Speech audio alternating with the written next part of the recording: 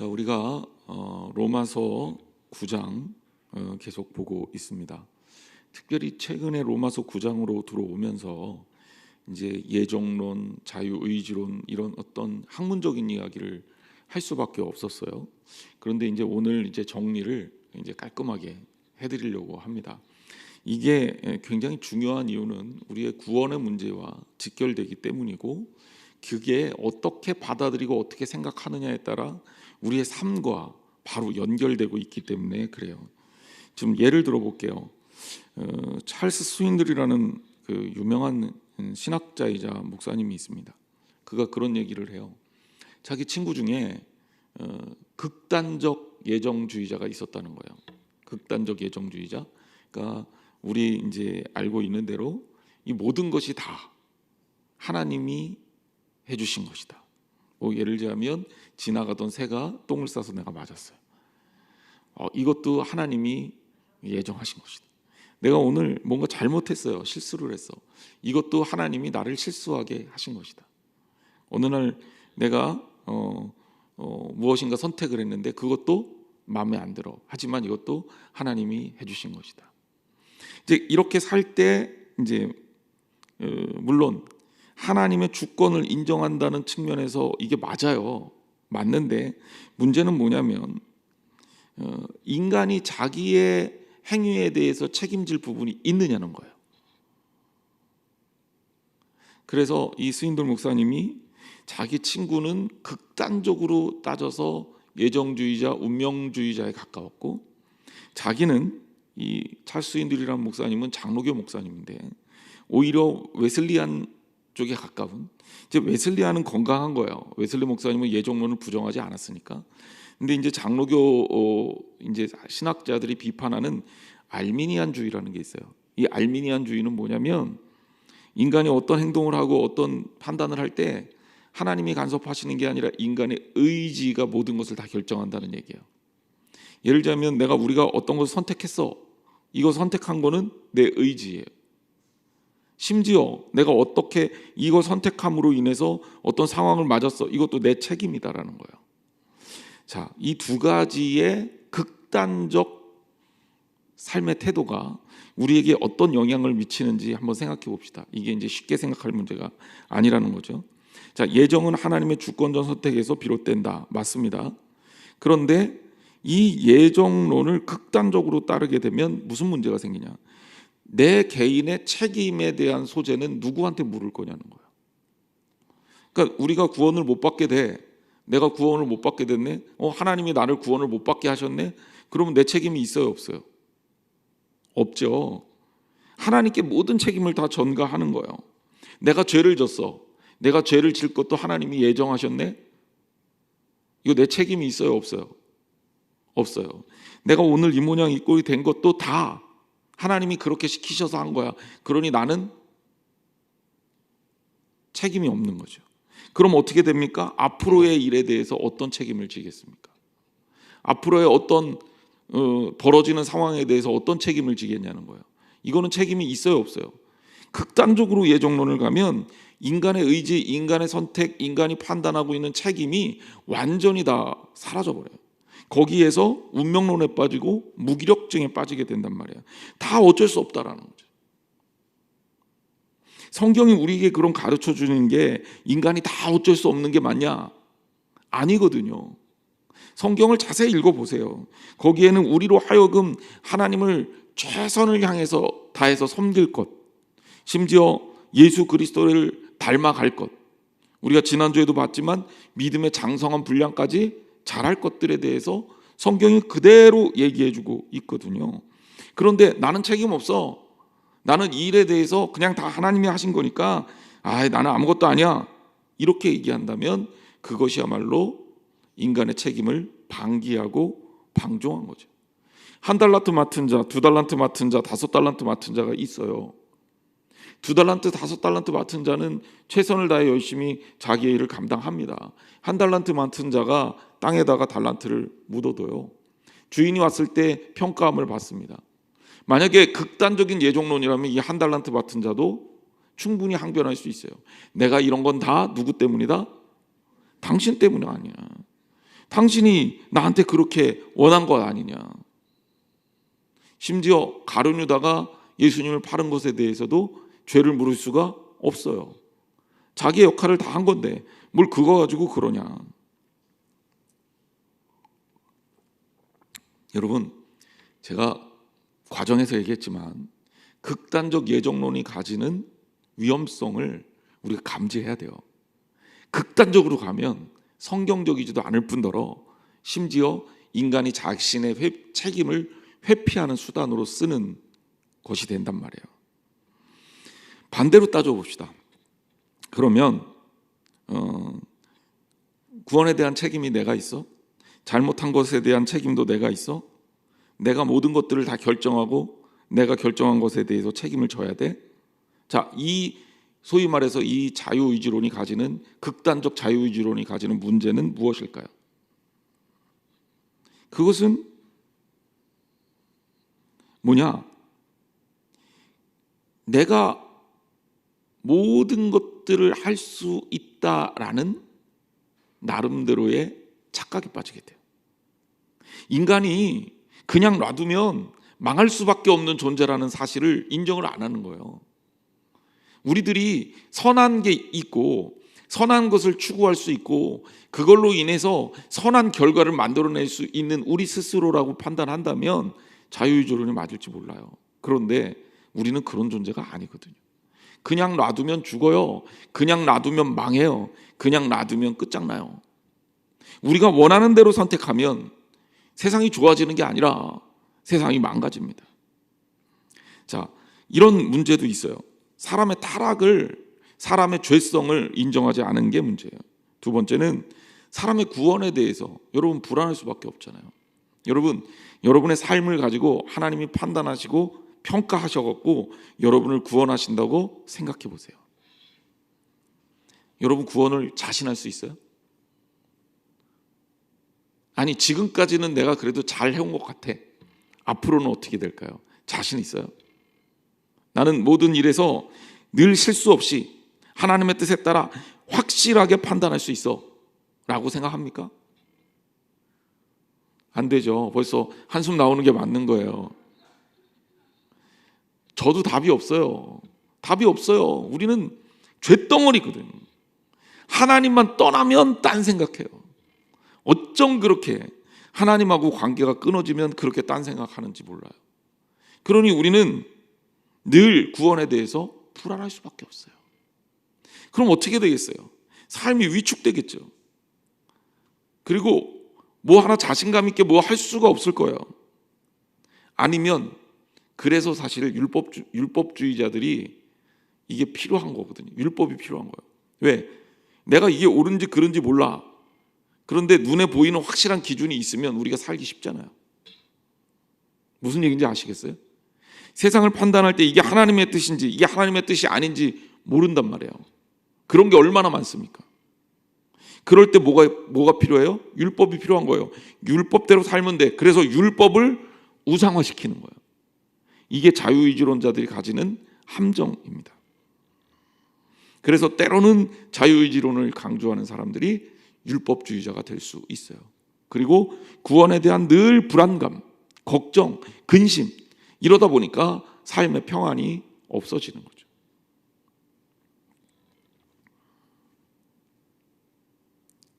제가 30대 초반에 목회했던 교회에 한 친구가 이제 정신분열증이 있는 친구가 매일 교회로 왔어요. 매일. 그리고 제가 그렇게 좋았나 봐요. 제가 교회 사무실에 딱 자리하고 앉으면 이 친구는 제 주변 반경 5m 안에 자리를 하고 앉아요. 그리고 나서 하루 종일 거기서 돌아다니면서 때로는 저한테 말도 시키고 쭝얼쭝얼 거리다가 제 퇴근하면 따라서 퇴근해요. 근데 이 친구가 늘 나한테 습관적으로 묻는 질문이 있어요. 목사님, 나 같은 죄인도 하나님이 사랑하실까요? 목사님, 나는 나쁜 생각을 얼마나 하루에도 몇 번씩 하는지 몰라요. 그런데 과연 내 죄를 용서해 주실까요? 여러분 어떻게 생각하세요? 하나님은 용서해 주시잖아요. 그래서 우리 하나님이시잖아요.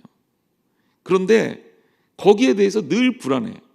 왜냐하면 내가 어떤 행동을 했을 때 이 행동을 잘 생각해 보니까 내가 정말 하나님을 위해서 한 행동이 아니라 사람들을 보기에 좋은 행동인 것 같아. 이것도 죄야. 위선인 것 같으니까. 또 내가 어떤 행동을 했을 때 이 행동을 선한 행동이 아니라 악한 행동에서 나왔어. 이것도 죄야. 늘 괴롭고 힘든 겁니다. 인간은 하나님을 떠나게 되면 불안할 수밖에 없어요. 극단적으로 자유의지론으로 가게 되면 구원에 있어서 하나님의 역할이 없어지죠. 내가 다 한 거니까. 그러면 구원의 은혜는 어디로 갑니까? 하나님께서 우리에게 주신 은혜는 어디에 있나요? 이게 극단적 자유의지론이 빠지는 함정이에요. 그래서 예정론과 자유의지론이 성경에 다 있거든요. 그러면 이거를 조화롭게 우리가 받아들일 수가 있어야 된다는 거예요. 예정은요, 우리가 이제 몇 가지 원칙만, 성경에 따라서 나온, 로마서에 나온 이 본문에 따라서 몇 가지 원칙만 딱 정하겠습니다. 첫 번째, 예정이라는 것은 하나님의 주권적 선택이다. 두 번째, 예정은요, 하나님께서 인간을 사랑하시기 위한 하나님의 완전하신 성품을 말하는 거예요. 다시 말하자면 우리가 부족하고 모자르지만 하나님이 우리를 사랑하시기 때문에 우리를 구원하신다는 거예요. 이게 예정론의 기본이에요. 그래서 구원에 있어서 하나님의 주권이 더 많아지면 많아질수록 인간은 훨씬 더 편해요. 무슨 얘기인지 아시겠죠? 인간이 하나님을 따르고 하나님을 의지하기만 하면 된단 말이에요. 구원은 누가 하시는 거예요? 하나님이 하시는 거예요. 그래서 예정은 결국 뭘 나타내냐면 하나님의 사랑을 나타내는 교리예요. 그리고 예정론의 끝은 뭐냐? 하나님의 공평함이에요. 어떤 부분에서의 공평함이냐? 구원받을 수 있는 기회를 모든 이에게 주신 거예요. 두 번째, 제대로 된 예정론은 이 구원에 따라 하나님을 아버지라고 부르고 예수 그리스도를 믿는 모든 이에게 구원을 베풀어 주시는 거예요. 하나님은 명확하게 우리에게 모든 기회를 허락해 주신 겁니다. 그러므로 우리는 어느 위치에 있어야 되냐면 극단적으로 빠지는 것은 좋지 못하다. 때로는 이단들이 극단에 빠지는 이런 구원론을 가르치는데 그것은 둘 다 맞지 않다. 극단적 예정론, 극단적 자유의지론 다 맞지 않아요. 구원받음에 대한 감사, 구원에 있어서 하나님의 주권을 100% 인정하는 것, 그와 동시에 나와 나의 나약함을 인정하는 것. 하지만 그럼에도 불구하고 우리가 끊임없이 하나님 말씀에 비추어서 주님을 닮아가려고 노력하는 것. 이것이 바로 우리의 신앙이어야 한다는 겁니다. 자, 정리는 제가 대략적으로 지금 해드렸고,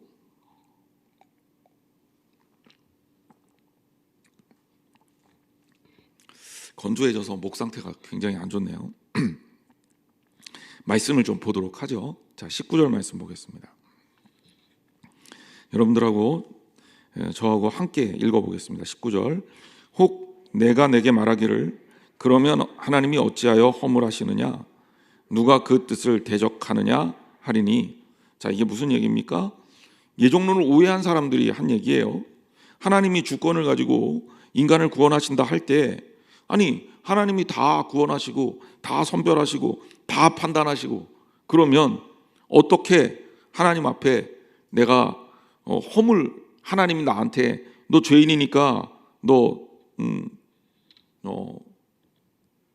심판받아 이럴 때 하나님 나 어차피 이렇게 만든 거 하나님 아닙니까? 라고 항변할 수 있지 않겠느냐는 거예요. 그런데 바울은 얘기합니다. 하나님이 허물이 있느냐? 누가 하나님 뜻을 대적할 수 있느냐? 그러면서 20절에 이런 예를 들어요. 20절도 읽어주세요. 시작. 이 사람아,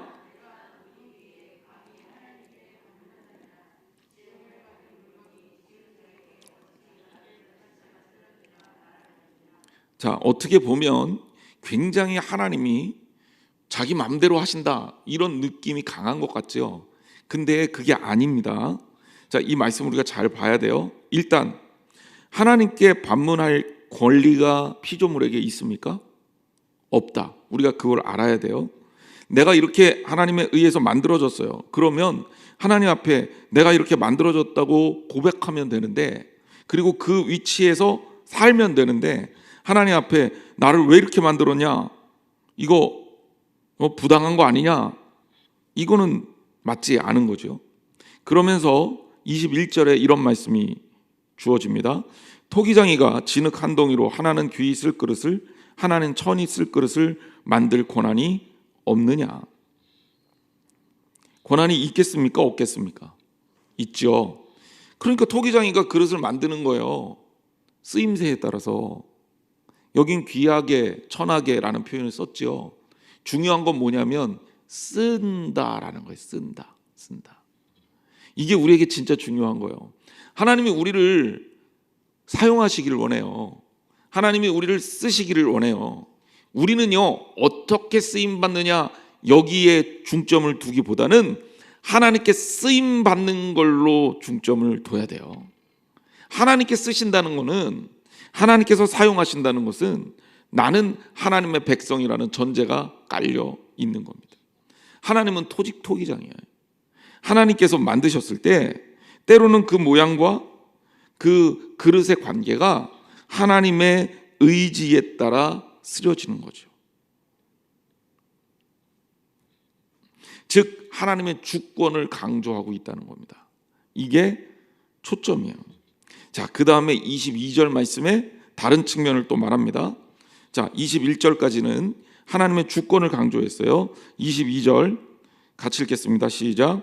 만일 하나님이 그의 진노를 보이시고 그의 능력을 알게 하고자 하사 멸하시기로 준비된 진노의 그릇을 오래 참으심으로 관용하시고 또 영광 받기로 예비하신 바 긍휼히 그릇에 대하여 그 영광의 풍성함을 알게 하셨을지라도 무슨 말을 하리요. 자, 이 얘기는 뭐냐면 하나님께서 우리에게 어떻게 대하신 거냐는 거예요. 하나님이 주권을 다 가지고 이 주권을 무엇을 위해서 쓰셨냐는 것을 깨달을 필요가 있다는 거예요.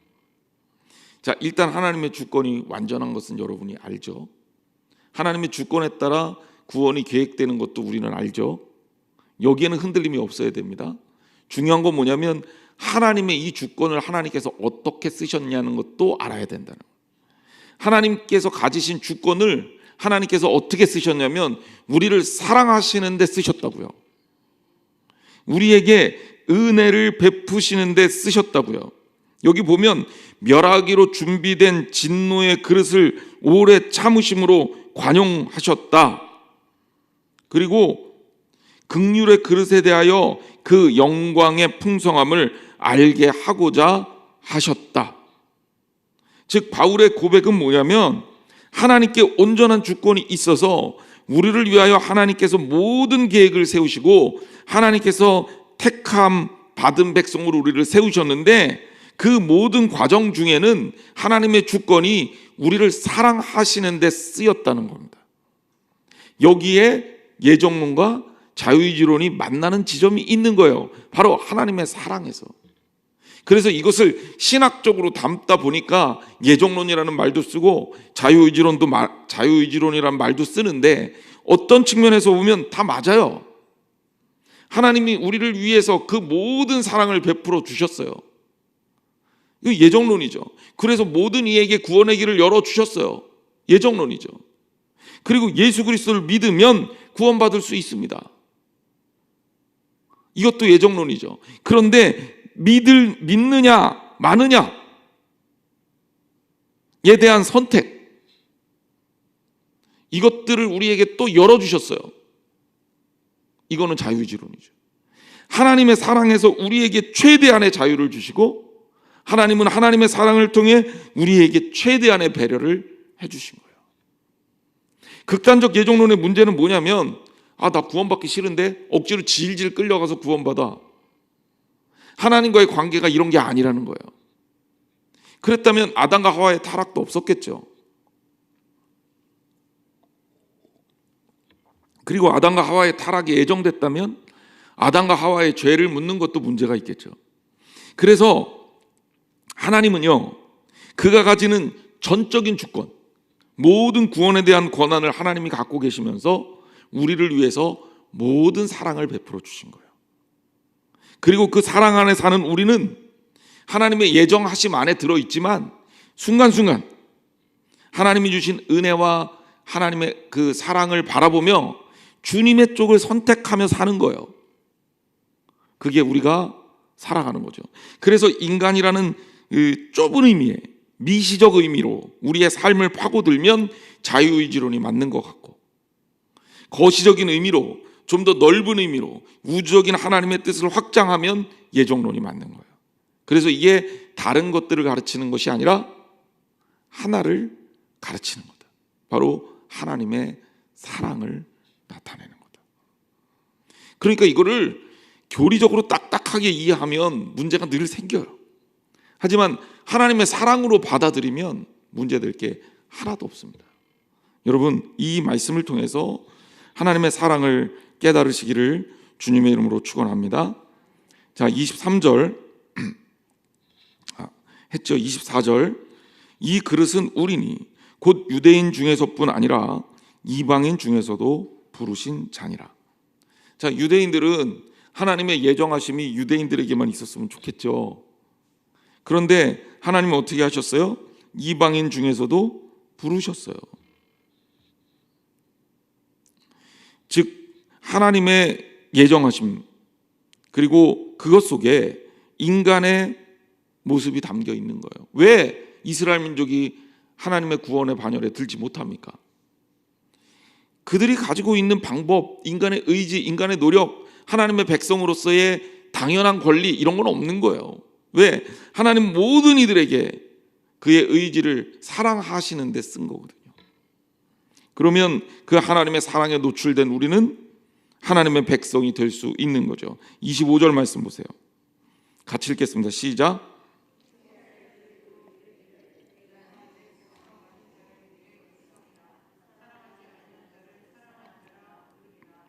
아멘. 하나님의 은혜를 생각해 보는 거예요. 내 백성 아닌 자를 내 백성이라, 사랑하지 아니한 자를 사랑한 자라. 근데 앞에 있는 것들은 다 유대인들의 관점이에요. 유대인들의 관점에서 봤을 때 하나님의 백성이 아닌 이방인들, 그들에게 내 백성이라고 말했고, 또 사랑하지 아니한 것처럼 보였던 이방인들에게 하나님이 사랑한 자라고 불렀다는 거예요. 엄밀하게 그냥 객관적으로 얘기하면 이거 구별하는 것 자체가 의미가 없다는 얘기입니다. 하지만 그 당시 기준으로는 이게 워낙 큰 기준점이 되기 때문에 바울이 이것을 그렇게 설명한 거죠. 호세아는 고멜의 방탕한 중에 잉태한 4자녀의 이름 중 2자녀의 이름을 뭐라고 짓냐면 롤루하마, 이스라엘 백성을 긍휼히 여겨 사하지 않을 것, 로함미, 내 백성이 아님이라는 상징적 의미로 지었어요. 그래서 이스라엘 민족이 하나님을 떠난 것을 보여주고 있는 거죠. 하지만 하나님은 포기하지 않으신 거예요. 그럼에도 불구하고 변함없이 이스라엘 민족을 사랑하셔서 그들을 구원하시기로 마음 먹으신 것뿐만 아니라 실제로 그렇게 행동하신 겁니다. 하나님의 손에 그 사랑의 손길은 우리의 삶에 하나하나 다 미쳐 있다는 거예요. 26절, 너희는 내 백성이 아니라 한 그곳에서 그들이 살아계신 하나님의 아들이라 일컬음을 받으리라 한과 같으니라. 너희는 내 백성이 아니라 한 그곳에서 살아계신 하나님의 아들이라 일컬음을 받으리라. 내 백성이 아니라는 것은 누구예요? 이방인들이죠.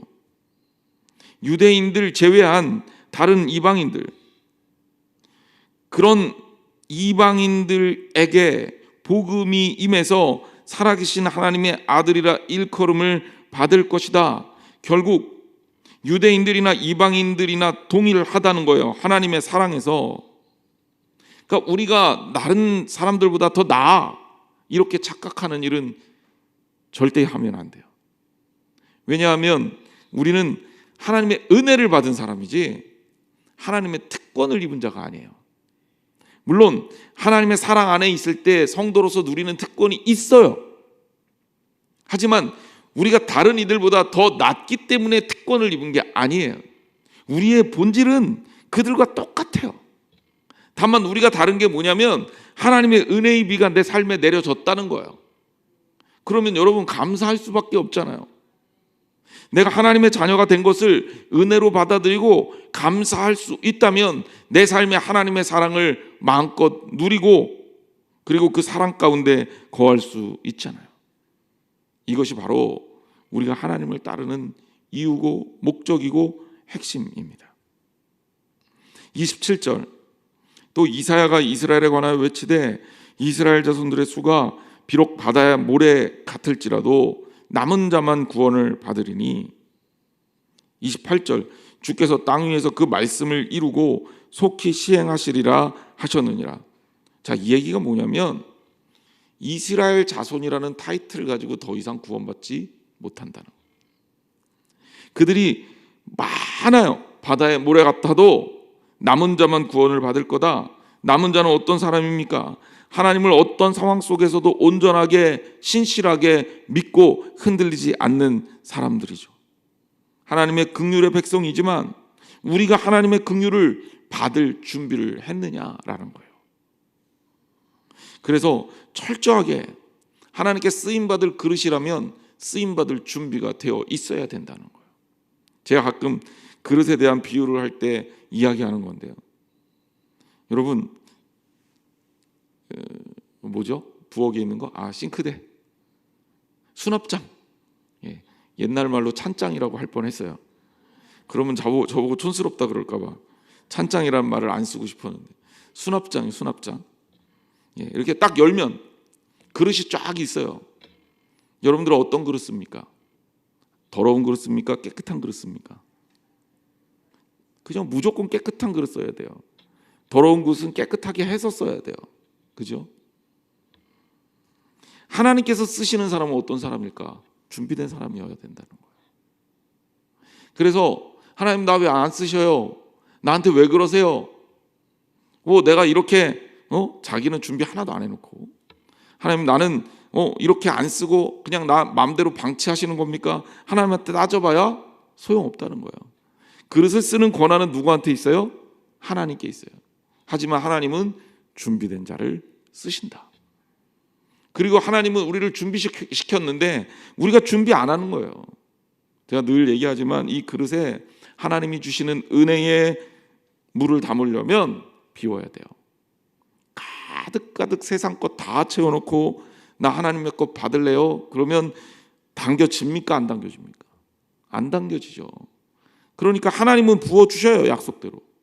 하나님은 구원의 은혜를 베풀어 주셔요. 근데 우리가 이 안에 하나님의 것을 담을 수 있는 준비를 했느냐 안 했느냐는 우리의 책임이라는 거예요. 그래서 하나님의 예정하심이 온전하게 이루어진 우리들의 삶이 되도록 하나님의 은혜 가운데 저와 여러분들이 살아야 할 줄 믿습니다. 그래서 29절 말씀 같이 읽겠습니다. 시작. 또한 이사야가 미리 말한 바 만일 만군의 주께서 우리에게 씨를 남겨두지 아니하셨더라면 우리가 소돔과 같이 되고 고모라와 같았으리로다 함과 같으리라. 아멘. 씨를 남겨뒀다. 만군의 주께서 우리에게 씨를 남겨뒀다. 이것은 이제 우리 인간에게 하나님께서 남겨주신 가능성이 그래도 약간이나마 있다라는 거예요. 우리가 전적으로 타락했지만 즉 하나님의 은혜가 부어질 때 그 은혜를 받을 수 있는 준비를 할 수 있는 상태가 되어야 된다라는 겁니다. 그것이 없다면 우리는 소돔과 고모라와 같은 존재가 되겠죠. 여러분 우리는 하나님의 사람입니다. 우리의 구원은 누구에게 있어요? 하나님께 있어요. 철저하게 처음부터 끝까지 하나님의 일입니다. 왜? 내 능력, 내 의지 가지고는 구원을 이룰 수가 없어요. 그래서 우리를 구원해 주신 하나님의 은혜에 우리는 감사할 의무가 있습니다. 그리고 그렇게 감사하는 사람은 내 뜻대로 살지 않고 하나님 뜻대로 살아요. 왜? 그것이 하나님을 기쁘시게 하는 것이라는 것을 알기 때문에 그래요. 여러분, 구원받기 위해서 살지 마세요. 구원은 받은 겁니다. 구원받은 자녀로서 사세요. 무슨 얘기인지 아시겠죠? 구원을 받기 위해서 내가 구원받기 위해서 저렇게, 2단계는 여기에 있는 분들은 지나야 돼요. 구원은 하나님이 주신 겁니다. 이미 우리에게 주신 거예요. 그럼 우리는 구원받은 백성으로서 하나님 안에서 살아야 돼요. 그게 우리에게 주어진 책임입니다. 그런데 구원받은 백성이 하나님 뜻대로 살지 않고 끊임없이 세상을 따라간다. 그러면 구원에서 유기될 수도 있어요. 사울이 그랬듯이. 가룟 유다가 예수님을 따랐을 때 12명 안에 들은 거예요. 여러분, 너무 귀한 축복 아닙니까? 예수님이 제자들 뽑을 때 골라서 가려서, 그래서 야, 여기서부터 선착순으로 몇 대 몇 면접을 해서 이렇게 뽑지 않으셨잖아요. 저 같으면 그렇게 뽑겠는데. 예수님이 그렇게 제자들을 부르신 건 제자들한테 엄청난 은혜예요. 12명 안에 든다는 게 얼마나 기적 같은 일입니까? 정말 무지랭이고 아무것도 모르고 그냥 평범한 사람들이 예수님 만나서 삶이 달라진 거예요. 얼마나 감사합니까? 그런데 이 은혜를 잊으면 유다처럼 되는 거예요. 오늘 우리는 하나님의 구원받은 백성임을 기억하시기 바랍니다. 그리고 구원받은 백성으로 사시기를 바랍니다. 그리고 하나님의 은혜 가운데 사세요.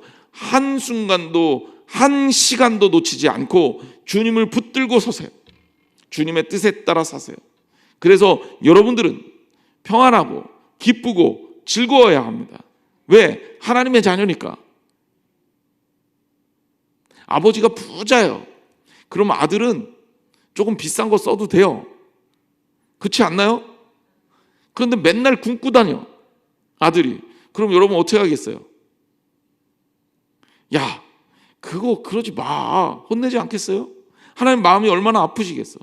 하나님 아버지는 이 세상 만물의 창조주고 우리를 구원하시기 위해서 모든 것을 다 베풀어 주셨는데 우리가 누리지 못하면 얼마나 어리석은 겁니까?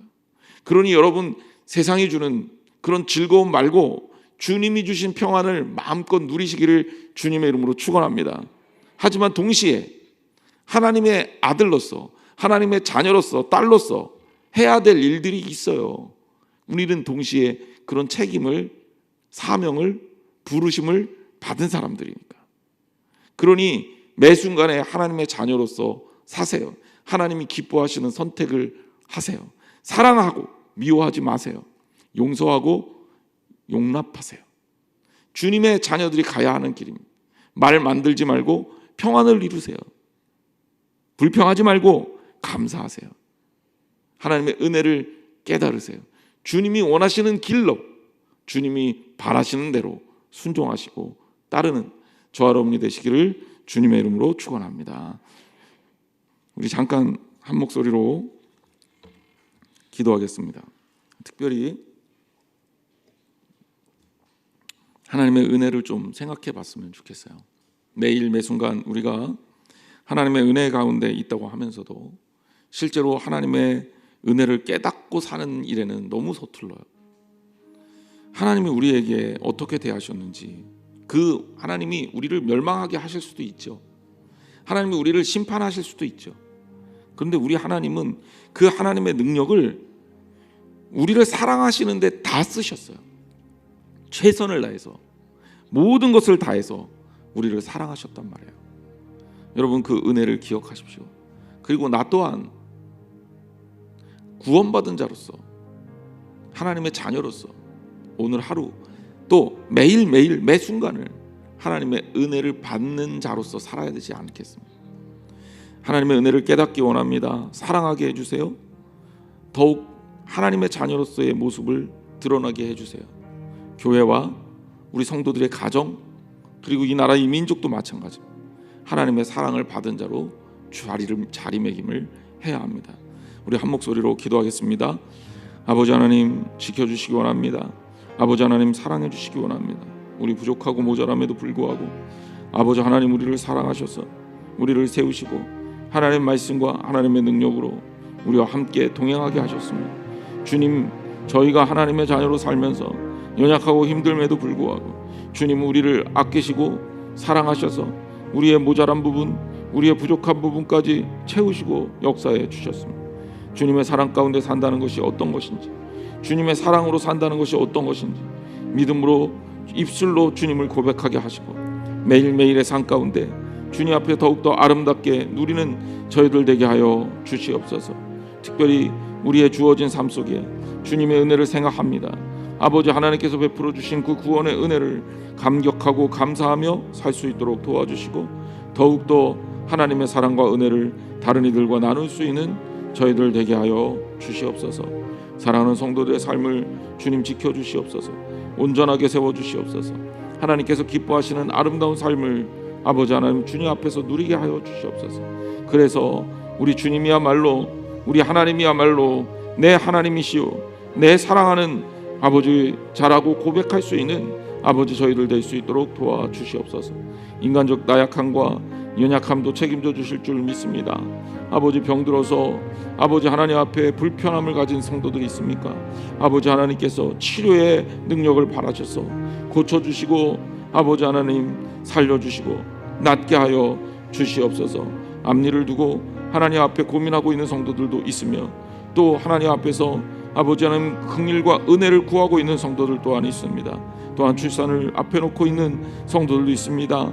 아버지 하나님 사랑으로 붙들어 주시어서 그들 하나하나를 주의 말씀 가운데 세워주시고 하나님의 역사를 아름답게 이룰 수 있도록 아버지 하나님 그 길을 가게 하여 주시옵소서. 매일 살아계신 하나님과 동행함으로 말미암아 주님 베풀어 주신 은혜와 은혜의 자리에 서게 하시고 감격과 감동으로 주님께 영광을 온전히 드리게 하여 주시옵소서. 사랑하는 성도들의 삶을 주님께 의탁합니다. 마음속에 주님을 향한 뜨거운 마음을 갖게 하시고 더욱더 사랑하게 하여 주시옵소서. 아름다운 교회를 세우게 하여 주시옵소서. 이 교회가 주님의 구원의 방주로서 아름답게 서서 하나님의 역사를 이루게 하여 주시옵소서. 우리의 입술의 고백이 주님의 마음 앞에 온전하게 드려져서 뜨겁게 주님의 이름을 높이게 하여 주옵소서. 주님 동행하여 주시옵소서.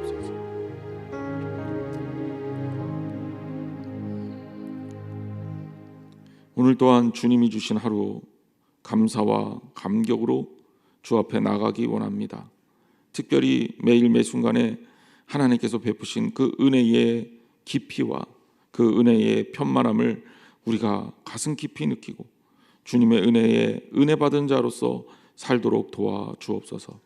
하나님의 뜻에 따라 더욱더 너그럽게 더욱더 뜨겁게 사랑하며 그리고 배려하고 아끼고 하나님의 이름을 높이고 하나님 말씀이 내 삶의 기준이 되어서 말씀에 따라 사랑에 따라 살게 하여 주옵소서.